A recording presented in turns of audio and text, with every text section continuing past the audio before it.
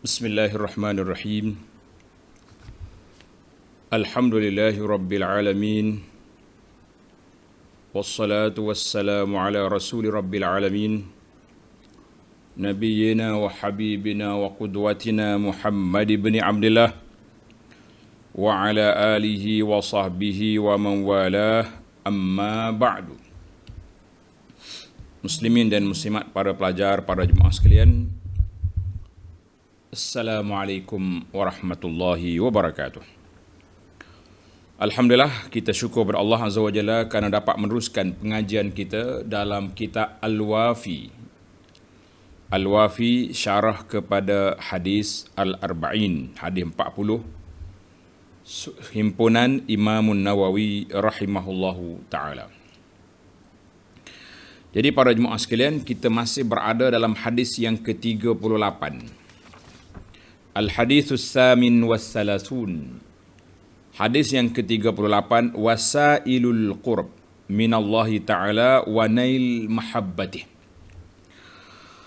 Wasilah ataupun cara, alat bagaimana menghampirkan diri kepada Allah dan mencapai cintanya. Alhamdulillah, hadis ini agak panjang. Kita dah baca dalam siri yang lepas. Sekali lagi saya baca di sini. An Abi Hurairah radhiyallahu anhu qala Rasulullah sallallahu alaihi wasallam inna Allah ta'ala qala. Dia panggil hadis ini hadis qudusi. Nabi bersabda, mengatakan Allah Subhanahu wa taala berfirman, Man 'ada li waliyan faqad azantuhu bil harbi. Sesiapa yang memusuhi wali-waliku. Dalam siri yang lepas kita dah hurai, wali ni siapa? Dua ciri. Yang pertama, orang yang beriman dan bertakwa, maka dia wali Allah. Termasuklah kita semua ni, alhamdulillah, daripada wali Allah. Siapa yang memusuhi wali-waliku, sesungguhnya aku mengisytiharkan perang ke atasnya. Wa ma taqarraba ilayya 'abdi bi syai'in ahabba ilayya mimma aftaradtuhu 'alaihi. Dan tidaklah seorang hamba itu menghampirkan diri kepadaku dengan sesuatu amalan yang lebih aku cintai, melainkan dengan perkara yang aku fardukan ke atasnya. Maknanya, amalan fardu kita tunaikan, itulah yang paling baik. Amalan paling baik. Wala yazalu 'abdi yataqarrabu ilayya bin nawafil hatta uhibbah. Dan sentiasalah, berterusanlah hamba-Ku mendekatkan dirinya kepadaku dengan mengerjakan amal sunat. Nawafil itu amal sunat. Sehinggalah aku mencintainya. Fa iza ahbabtuhu kuntu sam'ahu alladhi yasma'u bihi wa basarahu alladhi yubsiru bihi wa yadahu allati yabtishu biha wa rijlahu allati yamshi biha.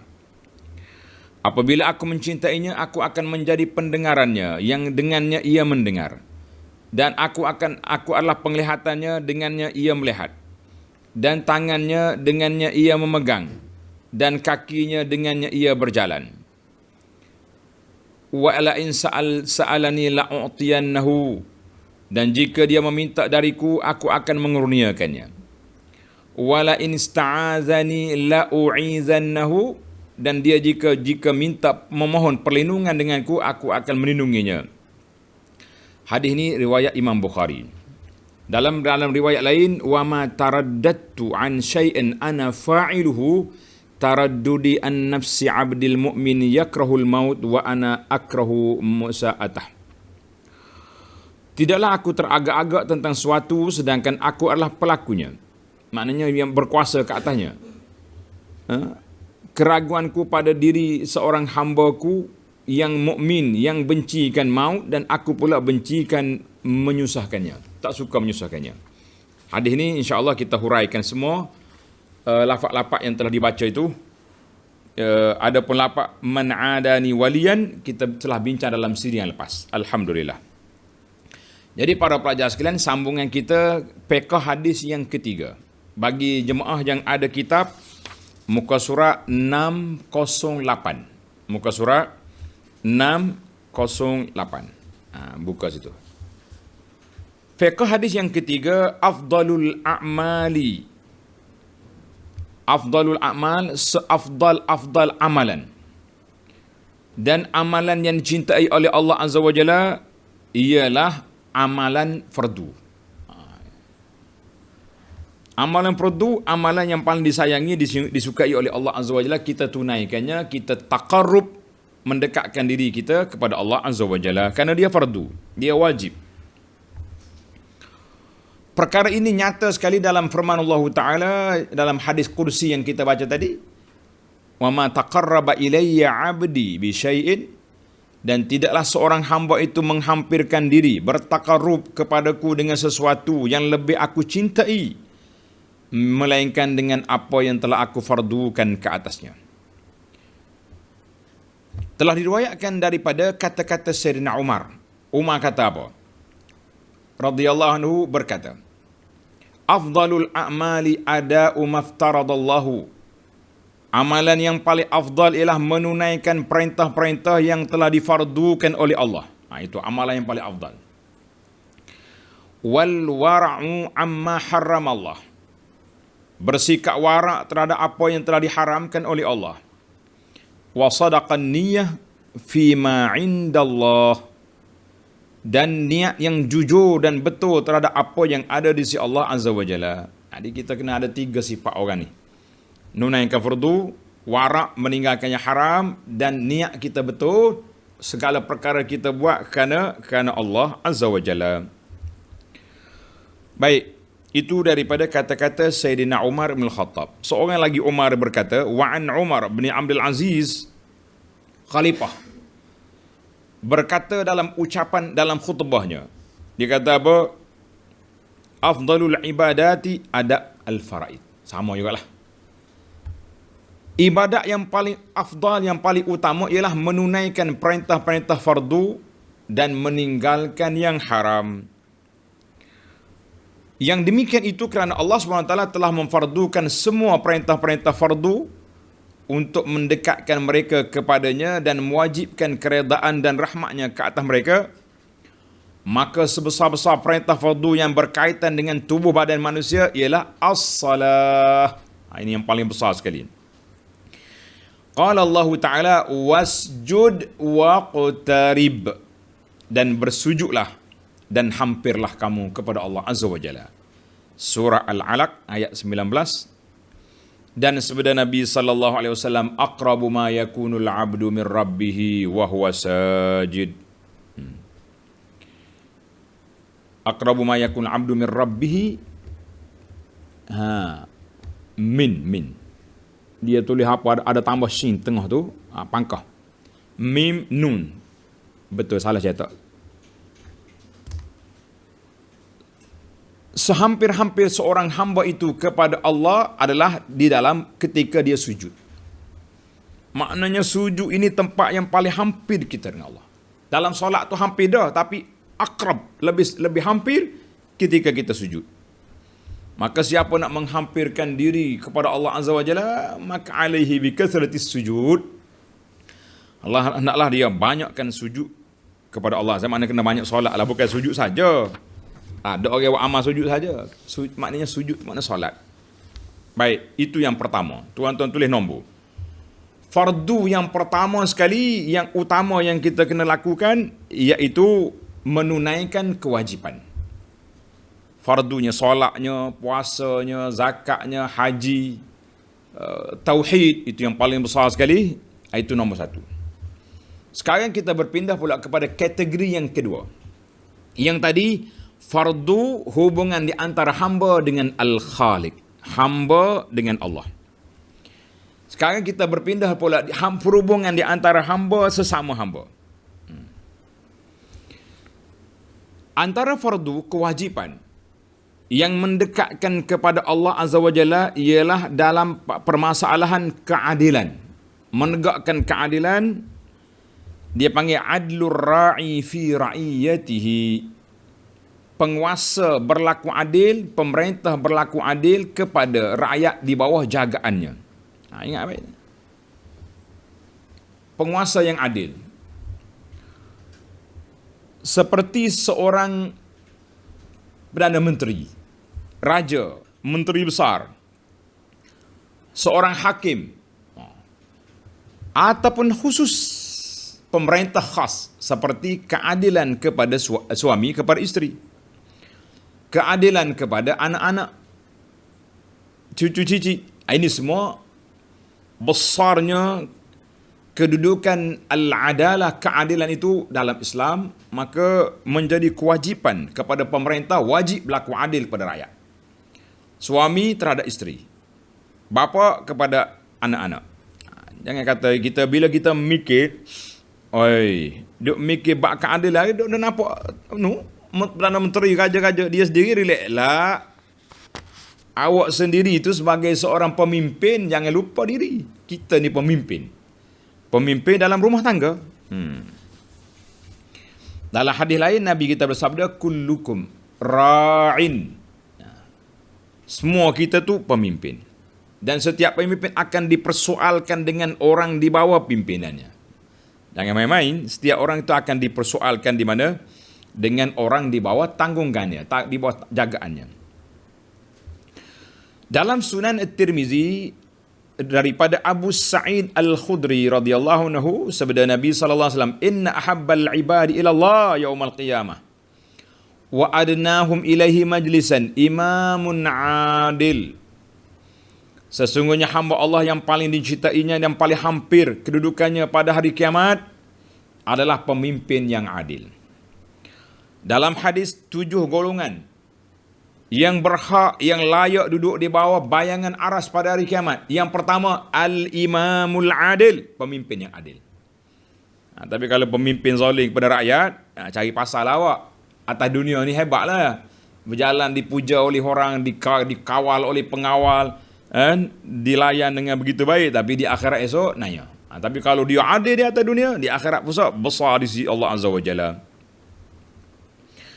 Dalam hadis Muslim daripada Abdullah bin Umar, sabda Nabi sallallahu alaihi wasallam, innal muqsitina 'inda Allah 'ala manabira min nur an yaminir rahman azza wa jalla wa kilta yadayhi yamin alladzina ya'diluna fi hukmihim wa ahlihim wa ma walu.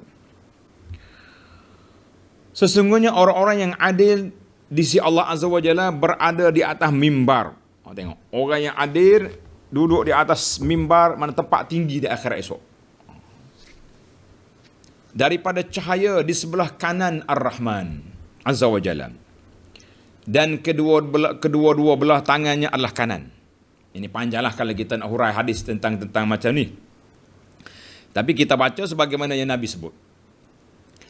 Siapa dia orang itu? Iaitu mereka yang berlaku adil dalam pemerintahan mereka, berlaku adil dalam keluarga mereka, berlaku adil kepada orang di bawah pimpinan jagaan mereka. Masya Allah, orang ni duduk di mana? Dahlah duduk di bawah bayangan arash. Di atas mimbar daripada cahaya ala yaminir rahman di sebelah kanan. Allahu Akbar. Tamaklah kita seafdal perkara yang kita buat, iaitulah perkara yang berkait dengan perkara yang wajib, fardu. Maknanya ibadat fardu, muamalat yang fardu, perhubungan di antara kita yang fardu, itu yang paling afdal sekali. Hubungan kita sama-sama kita yang fardu apa dia? Silaturahim. Jadi kita kena, semua perkara kena ada. Baik, sekarang ni kita pindah kepada kategori yang kedua, iaitu fiqh hadis yang keempat, min ada'il fara'id tarkul ma'asi. Ini pelik juga ni. Antara tugas perintah-perintah menunaikan perkara yang fardu itu ialah meninggalkan maksiat. Rupanya tinggal maksiat itu satu fardu. Meninggalkan maksiat itu dikira fardu juga. Bukan kata fardu ni buat je. Fardu dalam amali, fardu dalam tarki. Dalam perkara yang kita tinggalkan, itu juga fardu. Ini adalah kerana Allah Subhanahu Wa Taala telah memfardukan ke atas hamba-hambanya agar meninggalkan maksiat. Maka wajib kita kena tinggal maksiat. Allah Subhanahu Wa Taala memberitahu bahawa sesiapa melampaui batas-batasan, dia panggil hudud, dan melakukan maksiat, maka orang itu berhak menerima azab Allah yang pedih di dunia dan juga di akhirat. Mana orang langgar hukum hudud, atas dunia lagi dia kena azab, potong tangan, kena sebat, Macam-macam lagi lah hukuman yang ditetapkan oleh Allah Azza wa Jalla. Di akhirat, tahta masyiatillah, Allah nak azab, azab. Allah nak lepas dia, lepas. Itu kuasa Allah. Jadi siapa yang meninggalkan maksiat ini, dengar ni tuan-tuan, meninggalkan maksiat adalah suatu kejayaan yang termasuk di dalam umum lafaz hadis, wa ma taqarraba ilayya abdi bi syai', tidaklah mendekatkan diri kepadaku oleh hamba-Ku dengan suatu lebih aku sukai daripada melakukan yang fardu. Maka kita tinggalkan maksiat itu adalah menunaikan fardu. Biar jelas ni para pelajar sekalian. Jangan duk ingat tunai fardu tu solat saja, tinggal maksiat tak masuk. La, tinggal maksiat itu fardu. Kenapa awak tak buat maksiat? Wajib atas saya meninggalkannya, menjauhinya. Itu fardu, bukan sunat. Kecuali benda-benda yang khilaf, benda yang makruh, itu lain. Yang ni yang wajib kena.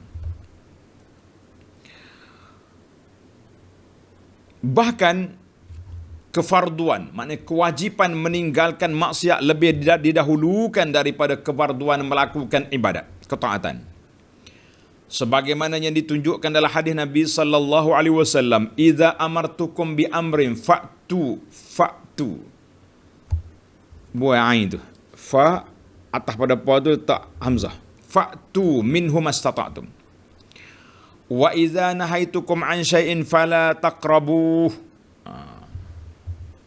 Maksudnya apabila aku perintahkan kamu melakukannya, maka laksanakanlah sekadar kemampuan kamu.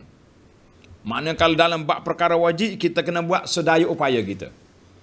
Solat kena buat. Dalam musafir boleh jamak, boleh qasar. Waktu sakit boleh duduk. Tak boleh duduk, baring. Tapi kena buat. Tapi ingat baik. Wa iza nahaitukum, tulis huruf nun, bukan tak. Wa iza nahaitukum an syai'in fala taqrabu. Maka, dan apabila aku cegah kamu melakukannya, maka janganlah kamu hampirinya. Bila aku larang, jangan mari dekat. Bila aku larang, jangan mari dekat. Total dia panggil. Lockdown terus. Haram, jangan buat. Dalam riwayat kata, wa idza nahaitukum amrin fa'tu, wa idza amartukum fa'tu min mastata'tum, wa idza nahaitukum fantahu ataupun fajtanibu. Tinggal terus. Tak ada nak berunding-berunding tak? Itu yang dia katakan meninggalkan maksiat itu lebih besar daripada melakukan perkara, kewajipan besar meninggalkan maksiat.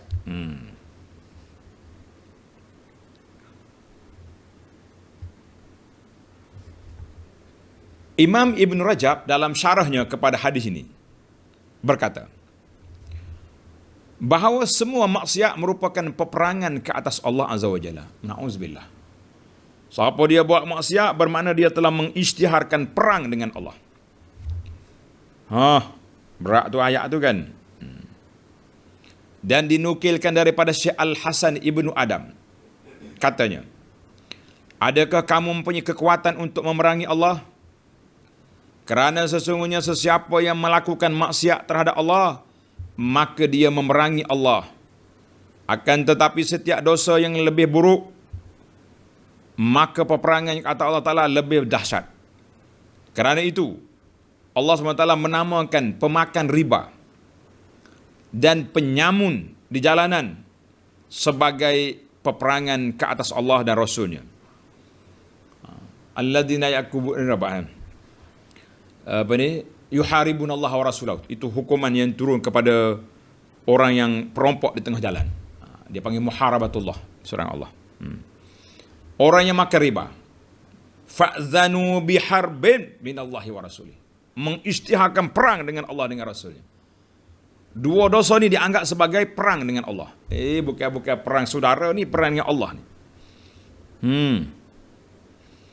Kerana besarnya kezaliman terhadap hamba-hambanya dan usaha mereka menyebarkan kerusakan di atas muka bumi ini, maka Allah namakan dua dosa ni sebagai muharabatullah, berperang dengan Allah. Sebab itulah anak kata riba ni isu besar. Tapi macam tak jadi besar riba ni. Orang pandang rasuah tu lebih besar. Kita kata dua-dua tu besar belaka, dosa belaka. Tapi kena perang belaka dua-dua tu. Kita perang rasuah, bos rasuah ni, kita perang juga riba. Bagus tak?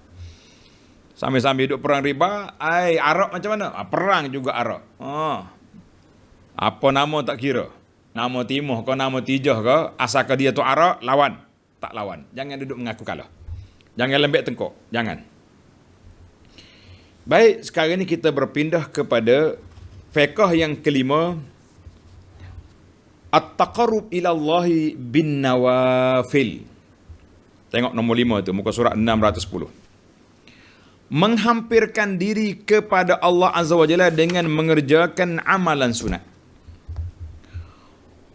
Tidak ada terhasil taqarrub, tidak akan terhasil taqarrub, menghampirkan diri kepada Allah dan tahabbub, kasih sayang Allah Azza wa Jalla.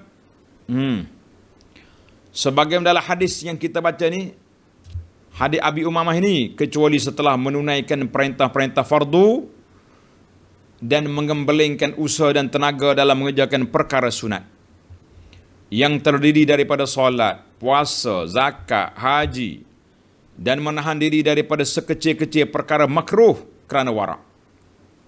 Itulah perbuatan-perbuatan yang memastikan seorang hamba untuk mendapatkan kecintaan Allah. Dan sesiapa yang dicintai oleh Allah, Allah pasti akan memberikan kurnia kepadanya berupa persiapan untuk selalu taat, sibuk dengan zikir dan ibadat kepadanya, sehinggalah dia semakin dekat kepada Allah dan mendapat kebahagiaan besar daripada apa yang ada di sisi Allah. Sebagaimana Allah SWT jelaskan sifat-sifat hamba-Nya yang mencintainya dan dicintainya dalam firman Allah Ta'ala surah Al-Ma'idah ayat 54. Jadi ayat 54 ni, Ya ayyuhalladzina amanu man yartadda minkum an dini fasawfa ya'tillahu biqaumin yuhibbuhum wa yuhibbuna. Jadi Allah Ta'ala kata, kalau ada orang di kalangan orang ini, orang tak mau Islam dia ataupun meninggalkan Islam, murtad, Allah akan bawa mari satu kaum yuhibbuhum wa yuhibbuna. Mereka sayang kepada Allah, Allah sayang kepada mereka. Allahu akbar. Allah sayang kepada mereka, mereka sayang kepada Allah. Apa sifat mereka? Azillatin 'alal mu'minina 'izzatin 'alal kafirin. Menghina diri sama-sama orang Islam, tawadhu, gah, mulia terhadap orang-orang kafir. Jangan kita tak sama-sama kita lawan dengan orang kafir menikus, jangan. Yujahiduna fi sabilillahi wa la yakhafuna laumata laim. Dzalika fadlullah yu'ti man yasha wallahu wasi'un alim. Sifat mereka iaitulah orang yang berjihad pada jalan Allah dan tidak takut kepada celaan orang yang suka mencela. Ini sifat-sifat dia. Baik, kita berpindah pula. Yang pertama sekali di antara amal yang kita kena buat iaitulah berjuang menegakkan agama Allah. Ini yang fardu tadi, solat itu sesara. Ini yang kedua.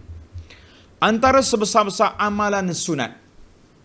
Tulis ni pelajar. Antara sebesar-besar amalan sunat yang dilakukan oleh seorang hamba dalam rangka menghampirkan diri kepada Allah ialah dengan memperbanyakkan membaca Al-Quran dan mendengar orang lain membacanya dengan tafakkur serta tadabbur, memikir dan merenungkan makna-makna dan maksudnya dan memahaminya. Jadi siapa dia nak dekat kepada Allah Ta'ala, masuklah kelas pengajian Al-Quran. Tazakkur, tafakkur, tadabbur, tadarus, kita masuk belakang. Alhamdulillah. Pagi, petang, siang, malam. Cari kelas-kelas yang betul-betul tadabbur, baru kita masuk. Dalam Sunan Tirmizi daripada Abu Umamah, ma taqarrabal 'abdu ila Allah bimisli ma kharaja minhu. Tidaklah seorang hamba itu mendekatkan diri kepadaku dengan seumpama apa yang keluar dariku. Maknanya Al-Quran. Sebab itulah kata di para ulama Islam kata apa? Zikir yang paling baik, zikir yang mari daripada Allah. Zikir yang paling baik dari mana? Dari Allah. Kita berzikir dengan kalamullah. Baca Quran, kalam Allah. Selawat yang paling baik, selawat yang mari daripada mulut Rasulullah sallallahu alaihi wasallam. Sebab itulah saya susun risalah-risalah yang berkait dengan salawat yang warid, yang sahih dari Nabi SAW. Tapi kita kurang minat yang tu. Kita minat hak mahu pelak-pelak marin, makna dia apa kena takwil. Kalau tak takwil, nampak macam pemujaan kepada Nabi. Lafzun nabawi, itulah yang terbaik. Cuba cek hadis ni. Ma taqarraba ilai mimisli ma kharaja minhu. Dan tidak ada satu pun di si orang-orang yang mencintai Allah yang lebih manis daripada perkataan orang yang dikasihi mereka, di mana perkataan orang yang dicintai itu merupakan kelazatan yang dinikmati oleh hati dan merupakan maksud yang ingin dicapai oleh mereka. Itu kata-kata analogi. Mana kalau kita sayang kepada Allah, kita suka dengan kalam Allah. Syekh Ibn Mas'ud radhiyallahu anhu berkata, sesiapa yang mencintai Al-Quran, Allah dan Rasul akan mencintainya. Siapa dia nak suruh Allah Ta'ala cinta kepada kita, kita kena sayang. Man ahabbal Quran, ahabballah wa Rasul. Nak sayang ke Allah dengan Rasul, sayanglah Al-Quran. Itu kata siapa? Kata Ibn Mas'ud. Kata pula Sayyidina Uthman radhiyallahu anhu, Uthman kata apa? Siapa dia sayang kepada Allah, dia tidak akan jemu, tak akan kenyang mendengar kalam Allah. Marilah tuan-tuan dan puan-puan, kita menjadi orang mencintai Allah dengan Rasul, iaitulah dengan mencintai kalam Allah, mencintai sunnah Rasulullah sallallahu alaihi wasallam. Yang ketiga, antara sebesar-besar amalan sunat, iaitulah memperbanyakkan zikir kepada Allah Azza wa Jalla. Banyakkan zikir. Firman Allah Ta'ala dalam surah Al-Baqarah 152, fazkuruni azkurkum. Maka ingatkan aku akan mengingatimu. Mu ingat aku ingat kamu. Allah Ta'ala itu tak lupa, tapi dia panggil bahasa. Mu nak pahala, ingat ke Tuhan. Tuhan bagilah pahala kepada kamu. Dalam hadis riwayat Bukhari dan Muslim, sabda Nabi sallallahu alaihi wasallam, ana inda zanni abdi bi wa ana ma'ahu hina yadhkuruni. In zakarani fi nafsi zakartu fi nafsi wa in zakarani fi mala'in zakartu fi mala'in khairin minhu. Aku dalam sangkaan hambaku terhadapku, dan aku bersamanya apabila dia mengingati aku. Dan jika dia mengingatiku dalam dirinya, aku mengingatinya dalam diriku. Dan jika dia mengingatiku dalam satu kumpulan, aku mengingatinya dalam kumpulan lebih baik daripada kumpulannya. Ayat hadis ini dia panggil hadis satu analogi, maknanya Allah Ta'ala tu suka sangat. Maknanya kalau kita diingat seorang-seorang, Allah Ta'ala ingat kepada kita. Ingat tempat ramai, lagi besar dia punya kelebihan. Hadis ini menunjukkan kepada kelebihan. Apakah zikir yang paling baik? Ini ada antaranya. Risalah yang telah saya keluarkan, tajuk dia Zikir 4 Kalimah. Tuan-tuan boleh dapat dalam blog kita, dalam grup kita, dalam Facebook boleh dapat. Tajuk dia Zikir 4 Kalimah. Alhamdulillah. Baca zikir. Jangan nak cari zikir yang pelik-pelik ni. Masyarakat kita suka zikir yang pelik-pelik. Kadang-kadang makna pun tak tahu ke mana. Apa zikir yang pelik? Banyaklah. Yang pentingnya zikir yang tidak maksud dari Nabi tu kira pelik lah tu. Tak kira lah makna dia sedap tak sedap. Kena pula pelagu penasik-penasik yang bawa, menggetar jiwa kata orang dengar dia punya zikir. Hasbi Rabbi Jallallah, contohnya apa dia? Tak ada riwayat daripada Nabi Hasbi Rabbi Jallallah gitu. Hasbunallah wa ni'mal wakil ada. Jadi kita ambil lafaz-lafaz Nabawi, azkar-azkar, zikir-zikir yang wa'su daripada Nabi sallallahu alaihi wasallam. InsyaAllah saya bercita-cita, kalau khatam kitab kita ni, kitab hadis 40 ni, bermakna kita sudah khatam kitab Imam Nawawi hadis 40.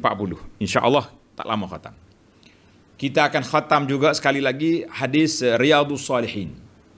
Jadi anak akan baca sebuah lagi kitab yang belum kita baca, belum ada rakaman lagi, kitab Al-Azkar An-Nawawi. InsyaAllah para pelajar bersedia, kita khatam kitab ni, kita sambung dengan Azkarun Nawawi. InsyaAllah ta'ala.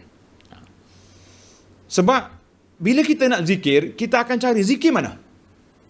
Tuan-tuan akan mencari zikir mana yang terbaik. Maknanya zikir yang paling baik, baca Quran. Zikir yang paling baik, zikir yang maksur, yang datang daripada mulut Nabi SAW, itu yang terbaik. Baiklah, kita berpindah kepada asar mahabbah. Yang keenam, kesan cinta Allah terhadap walinya. Bila Allah Ta'ala sayang kepada wali dia, apakah kesannya, apakah tanda-tandanya. Nampak kesan cinta Allah Subhanahu wa taala kepada walinya sebagaimana dalam hadis yang kita baca ni. Allah berfirman dalam hadis kursi ini, fa iza ahbabtuhu kuntu sam'ahu alladhi yasma'u bihi ila akhirih. Bila aku mencintainya, aku akan menjadi pendengarnya, penglihatannya, tangannya, kakinya. Apa dia maksud? Dalam riwayat lain, wa qalbahu alladhi yaqilu bihi. Hati dia, lidah dia. Apa dia maksud ni? Ni jangan salah anggap ni. Nanti jadi wahdatul wujud pula kita, ajaran sesat itu. Jadi kita nak ambil apa dia maksud kata-kata Allah SWT dalam hadis kursi ini, apa dia maksud. Dengan baik, tengok huraian. Al-Imam Ibn Rajab rahimahullahu ta'ala. Ibn Rajab ni seorang ulama hadis dan dia ada kitab Jami' al-Ulum wal Hikam. Syarah kepada hadis 40 ni juga. Menarik kitab tu.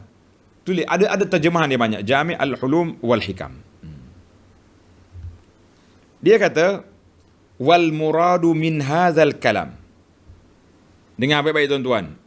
Saya pasti kalau kita dengar lapak hadis saja mungkin kita keliru. Macam mana Tuhan jadi mata telinga, jadi mata telinga, jadi apa dia maksud? Kata Ibn Rajab, maksud perkataan ini ialah sesiapa berusaha menghampirkan diri kepada Allah dengan menunaikan perintah-perintah fardu, kemudian menunaikan peramalan yang sunat, Allah akan menghampirkan si hamba itu kepadanya dan menaikkan darjatnya daripada darjat iman ke darjat ihsan, lalu dia menyembah Allah dalam keadaan hadir dan muraqabah. Mana dia semua Allah Ta'ala, hati dia ingat kepada Allah sentiasa. Dia duduk dalam keadaan muraqabah, dia terasa Allah Ta'ala pandang kepada dia. Sehingga dia tak mampu nak buat maksiat, dia tak jemu melakukan ibadat sebab Allah tengok. Seolah-olah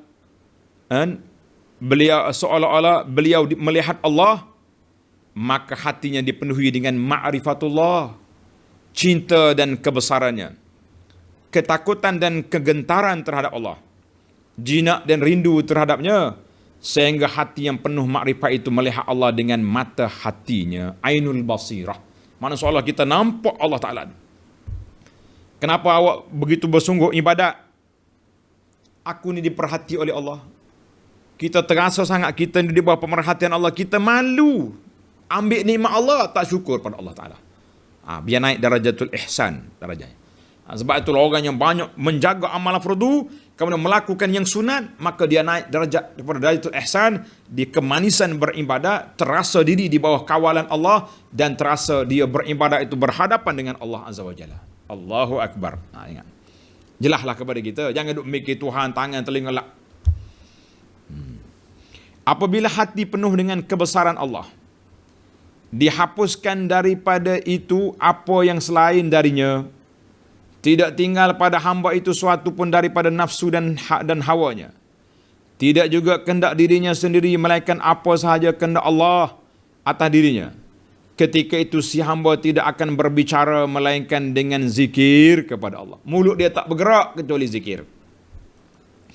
Tidak akan bergerak melainkan dengan perintah Allah. Maknanya kita tak akan buat. Itu yang dikatakan akulah tangan kaki dia. Mana tangan ni tak akan menulis fitnah kepada orang.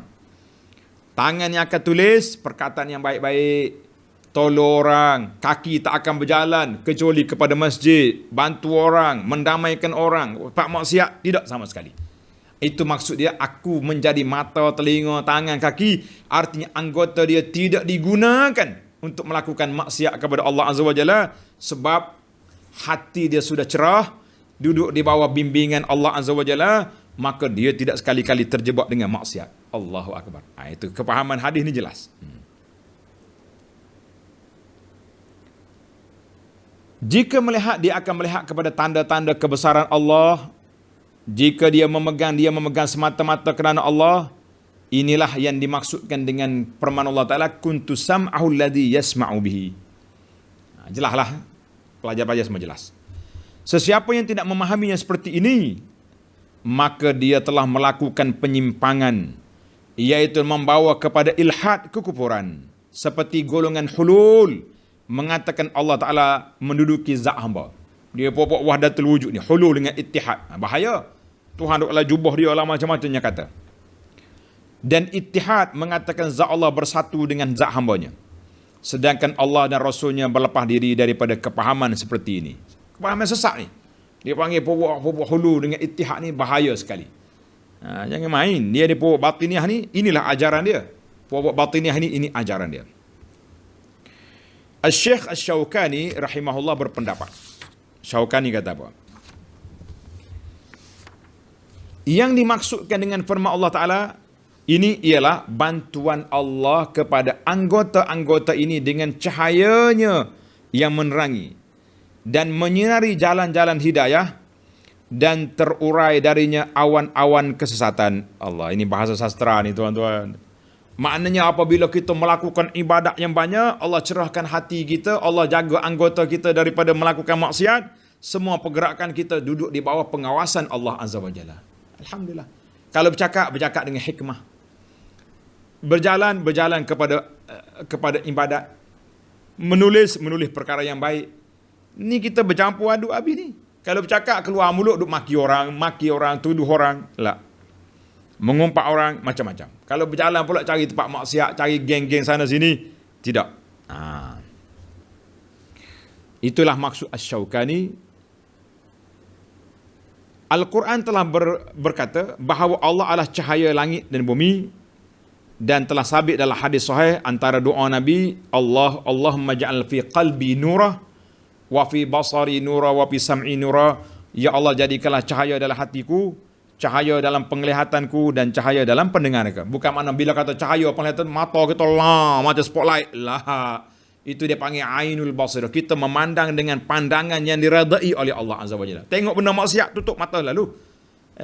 Ni tengah mengantuk, tengok benda maksiat, celek mata. Tari yang gelek pula dah. Sudah.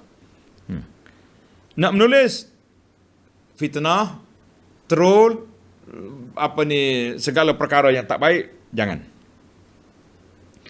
Baiklah, kita berpindah kepada isu yang ketujuh. Al-waliyu mujabud da'wah. Para wali yang hampir kepada Allah Ta'ala ini, orang yang mustajab doa dia. Antara kemuliaan yang dikurniakan oleh Allah kepada walinya ialah, apabila si wali berdoa kepada Allah, dia akan mengkabulkan permintaannya. Apabila si wali memohon perlindungannya, dia melindunginya. Apabila berdoa kepadanya, Allah memperkenankan doanya. Maka jadilah dia ini seorang yang makbul doanya. Satu kemuliaan di sisi Allah Azza wa Jalla. Ramai di kalangan para salafus saleh dikenali sebagai orang yang mustajab doa. Seperti Al-Bara bin Malik, Al-Bara bin Azib, Sa'ad bin Abi Waqqas, dan selain mereka, ramai lagi lah. Akan tetapi kebanyakan mereka yang makbul doanya bersabar di atas bala dan musibah yang menimpa mereka, dan memilih pahala Allah dan tidak berdoa bagi pelepasan untuk dirinya. Dia tak salah guna doa dia ni. Dia tak salah guna. Setengah orang ni, kalau dia mustajab doa, tak nak doa lepas lalu. Telah dikeluarkan oleh Imam Ahmad, Al-Bazzar dan Abu Ya'la dengan sanad yang jayid, dan Al-Hakim daripada hadis daripada Abu Sa'id Al-Khudri, sabda Nabi sallallahu alaihi wasallam, ma min muslimin yad'u bi da'watin laisa fi ismun wala qati'atu rahimin illa a'tahu Allah biha. Dengar ni. Cara-cara Allah Ta'ala perkenankan doa kita ni 3 cara. Tengok hadis ni. Tiadalah seorang muslim berdoa dengan doanya di dalamnya tidak mengandungi dosa dan memutuskan silaturahim. Mana doa kita ni, doa kita minta yang baik-baik. Kecuali Allah akan memberinya dengan 3 cara. Yang pertama, imma an tu'ajjala lahu da'watu. Ada kalanya Allah menyegerakan mengkabulkan doanya. Dia minta, dapat lalu. Minta nak ni, Tuhan kabul boleh sungguh. Nak kata apa? Wa imma an yaddakhiraha lahu fil akhirah. Yang kedua, Allah tak beri atas dunia, tetapi Allah Ta'ala simpan pahala dia, ambil di akhirat. Yang ketiga, wa imma an yasrifa anhu minas su'i mislaha. Ada kalanya dengan menukarkan, memalingkan daripada kejahatan yang seumpamanya. Jadi kita ni berdoa nak minta satu benda tapi Tuhan tak bagi yang ni, dia tukar. Benda yang tak baik nak kena kita tu dijauhkan. Ada 3 cara lah Allah Ta'ala. Semua doa kita ni Tuhan perkenan. Astajib lakum. Tuhan terima semua doa, tapi qabul tu. Qabul tu yang jadi masalah kitanya. Qabul ad-doa. Itu yang jadi cerita. Baik para pelajar sekalian, kita pergi kepada isu hadis ni. Alhamdulillah sanadnya sahih. Dalam Sahih Al-Adabul Mufrad sahih. Syekh Syuaib dalam Takhrij Ahmad mengatakan sahih. Hadis yang 3 cara doa tadi. Yang ke-8, al-muradu bitaraddudillah. Maksud Allah Ta'ala ragu terhadap jiwa seorang Muslim. Apa maksud hadis ni? Jangan baca Tuhan ragu juga. Tuhan kena istikharah juga. La, ya akhi. Dirawat dalam riwayat Sahih Bukhari tadi, ada tambahan, wa ma taraddadtu an syai'in ana fa'iluhu taraddudi an nafsi abdil mu'min yakrahul maut wa ana akrahu masa'atah. Tidaklah aku teragak-agak tentang sesuatu, sedangkan aku adalah orang yang Tuhan yang berkuasa untuk melakukannya. Keraguanku kepada diri seorang hamba-Ku yang mukmin, yang bencikan maut, dan aku pula bencikan menyusahkannya. Kata Ibn Salah, seorang ulama hadis, nama dia Abu Amr Ibn Salah, rahimahullahu ta'ala, bukanlah ragu-ragu di sini dimaksudkan dengan hakikatnya yang kita memang benar ketahui. Ragu ni maknanya tak tahu nak keputusan. Itu manusia. Tetapi Allah Ta'ala melakukannya sebagaimana perbuatan orang yang ragu-ragu dan benci, iaitu Allah tidak suka terhadap kebencian si hamba itu kepada mati. Tuhan tahu hamba dia tak suka kepada mati, tetapi ianya merupakan sebesar-besar, kerana ia merupakan sebesar-besar kesakitan dalam dunia. Sedangkan mati itu pasti datang kepada setiap individu sebagaimana ditetapkan dalam qada dan qadar Allah. Tuhan takdir orang ni akan mati. Lantaran setiap jiwa merasai maut, ia menunjukkan bahawa Allah melakukan demikian bukanlah berkehendak untuk menghinakan si hamba, tetapi untuk menaikkan darjatnya, kerana maut itu adalah jalan perpindahan daripada alam dunia ke alam akhirat. Jadi Allah kata, aku tahu hamba aku tak suka mati. Aku pun tak nak menyusahkan dia, tapi sudah menjadi ketetapan. Kalau tak mati, dia tak akan jumpa, tak akan masuk dalam kubur, tak akan pergi ke akhirat, tak jumpa dengan Allah Azza wa Jalla. Jadi oleh kerana mu ni orang baik, mu nak jumpa dengan aku, lorong dianya mati. Kena mati jugalah. Itu maksud dia. Jadi kita kena hadis-hadis seperti ini, kita kena belajarlah, baca dalam syarah-syarah hadis baru kita tak keliru. Kalau tidak, jadi pening juga kita ni. Macam mana Tuhan taradud juga ni? Tuhan tak boleh nak keputusan? La, bukan itu maksudnya. Baik, yang ke-9, masyru' iaitu tawadhu'. Kita digalakkan supaya bersifat tawadhu', merendah diri. Imam Al-Bukhari berdalil dengan hadis ini di atas sifat tawadhu'. Maka beliau menukilkan hadis dalam babut tawadhu' dalam sahih dia. Kerana itu menghampirkan diri kepada Allah dengan amalan sunat tidak akan terhasil melainkan dengan sifat benar-benar tawadhu'. Begitu juga penyerahan diri wali-wali Allah kepada Allah tanpa sedikit pun permusuhan terhadapnya tidak datang melainkan dengan sifat tawadhu' dan menghinakan diri kepada Allah Azza wa Jalla. Telah diriwayat oleh Imam Muslim daripada hadis Iyad bin Himar dan sabda Nabi sallallahu alaihi wasallam, innallaha ta'ala auha ilayya an tawadhu hatta la yafkhar ahadun ala ahadin. Sesungguhnya Allah mewahyukan kepadaku agar kamu semua bertawadhu', merendah diri, jangan sombong, jangan takabur, sehingga tiada seorang pun berbangga-bangga terhadap orang lain. Alhamdulillah. Yang terakhir, yufidul hadis. Hadis ini menunjukkan kepada apa? Hadis 38 ini, agungnya kedudukan para wali Allah. Wali-wali Allah ni orang beriman, orang bertakwa, orang beramal soleh. Orang ini manusia yang punya kemuliaan di sisi Allah Azza wa Jalla. Kerana dia lepas daripada kekangan nafsunya kepada mentaati Allah Azza wa Jalla. Lepas daripada pembelaan terhadap nafsunya kepada pembelaan terhadap Allah. Dan lepas daripada tertumpu kepada daya dan usahanya kepada bertawakal kepada Allah dengan sebenar-benarnya. Alhamdulillah. Tidak boleh menganggap bahawa orang yang menyakiti seorang wali ni, kan, namun tidak segera ditimpa musibah pada hari ini, dan hartanya atau anaknya sebagai orang yang selamat daripada seksa Allah. Orang ni kena pada orang Islam. Daripada muda sampai tua. Dia menjadi pemimpin, dalam penjara dia semua ulama Islam. Tapi dia senang hidup, panjang umur, tak sakit, tak kena stroke, tak kena buah pinggang, tak kena ni, tak kena ni. Jangan kita kata Tuhan lepas dia. La. Nah. Sebab apa? Kerana kemungkinan musibah yang ditimpakan oleh Allah kepadanya adalah dalam bentuk yang lain, seperti musibah dalam agamanya. Sebab itulah tuan-tuan dan puan-puan, kita jangan nampak musibah ni bala, banjir, sakit, kebakaran, kena fitnah, kena penjara, itu bala lah. Ada seorang pelajar, dia tanya tuan guru dia, dia kata, Syekh, kenapa kita tengok ahli maksiat tu happy je, suka je, tak ada sakit, tak ada apa. Ahli ibadat ni kodok batuk lah, macam-macam penyakit ada. Macam Tuhan biarkan dia kata, murid, para pelajar, manakah musibah yang lebih besar? Dengan orang itu boleh makan, tapi Allah tak izinkan dia sebut nama Allah. Allah tak izinkan dia menyembah Allah. Allah tak izinkan dia mendekat daripada Allah. Itu dia panggil, pasal itulah Syekh ni kata, musibah dalam agama lebih besar daripada musibah dunia. Abu Anas selalu ulang kata-kata ulama ini, musibah dalam dunia kita akan pergi ke kubur, tapi musibah dalam agama pergi ke neraka, na'udzubillah. Jadi kita nampak orang ni sihat, bisnes dia berkembang, dia makin angkuh, makin sombong, tapi mungkin dia sudah jauh daripada Allah Azza wa Jalla. Manakah musibah yang lebih besar daripada seorang hamba yang tidak mengenali Allah? Manakah musibah yang besar yang menimpa kita daripada kita tak dapat menyebut nama Allah? Musibah. Tuan-tuan dan puan-puan, cuba senarai hari ini. Daripada pagi tadi sampai petang ni, berapa kali kita berzikir?